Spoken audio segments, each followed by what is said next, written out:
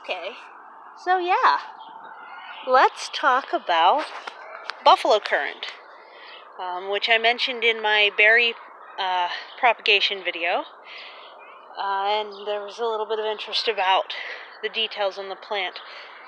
That little sprout, so a friend of mine and I dug up this entire zone last year.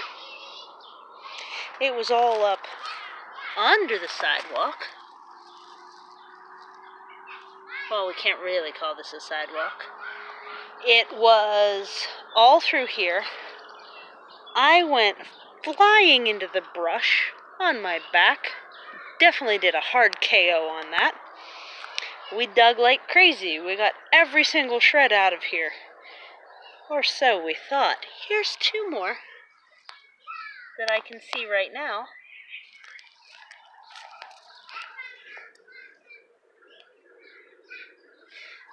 So, knowing that this is a valuable thicket-forming native of the Midwest, not technically of Pittsburgh, I hung on to some.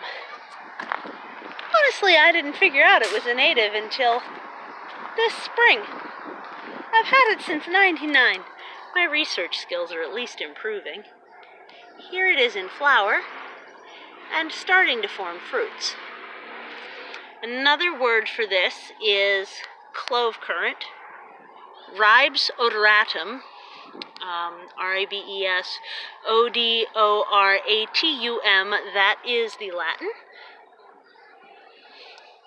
The flowers smell good, that's why it's odoratum. And it being a thicket-forming native, this plant is a beast. This was one of probably 8 that was a good 10-gallon sized root. I kept 2 of them. My friend took everything else that we dug out except those 2 and 2 medium-sized pots. The medium-sized pots are in the front. I found another seedling come up in that later on that same year, and that's in the front.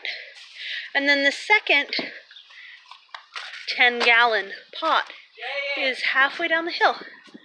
I also had a sucker that came out. I placed it next to the raspberry last year, and I transplanted it here. The berries get about this big. They're dark black and they're a sweet sour, more sour than sweet. I love having them in a hot jam, which is a small pot on the stove, a little bit of sugar, and cooking it down till it's just jam. Here's these. You can see here that it's suckers. A sucker is when a root goes underneath the surface of the ground and comes up later. This one sends long suckers through the ground and pops them up.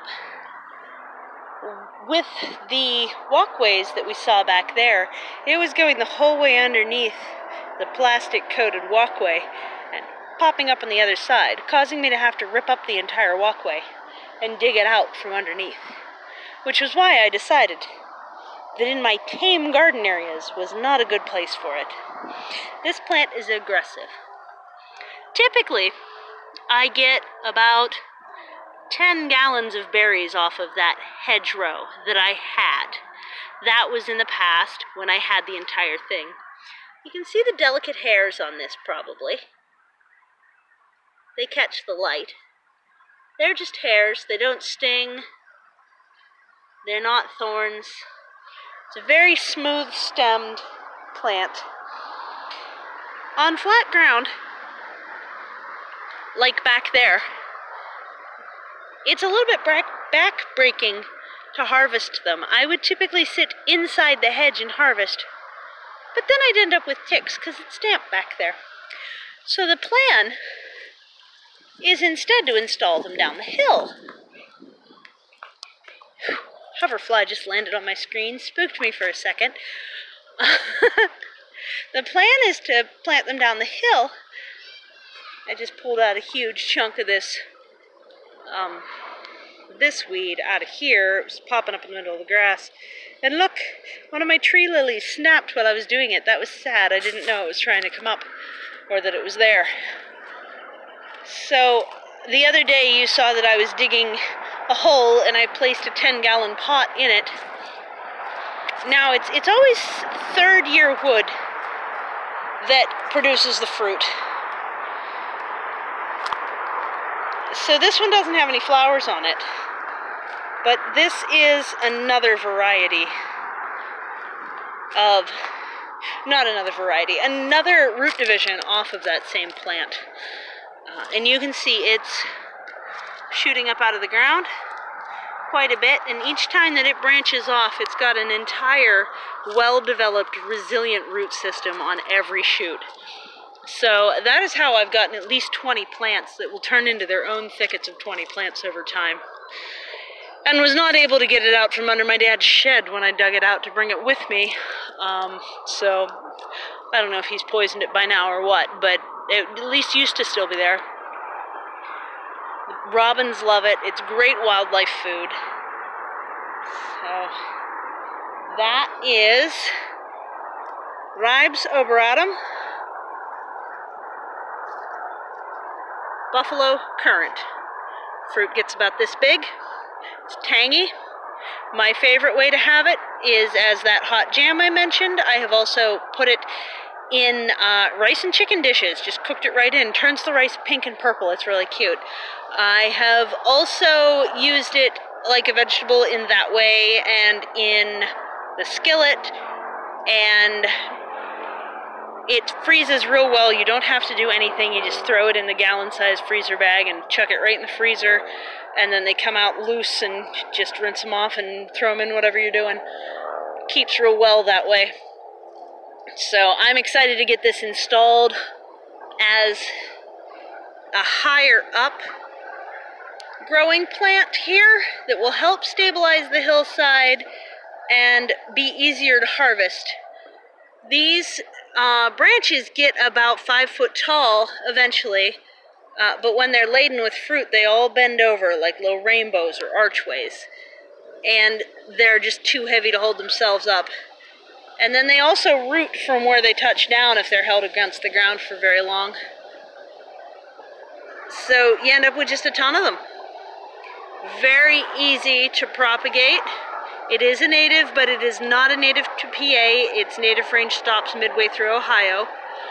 So it's not too far from here, but it's also not technically ours. And I think it's a tremendously useful food plant, and I have gotten the largest harvest off of this plant out of anything every year that it was in that big form. It just got to be too much to manage where it was. So now it's being relocated down here.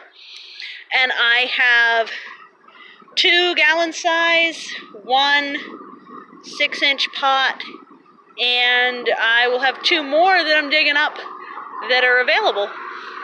And as this spreads, they'll continue to be available. So there you have it.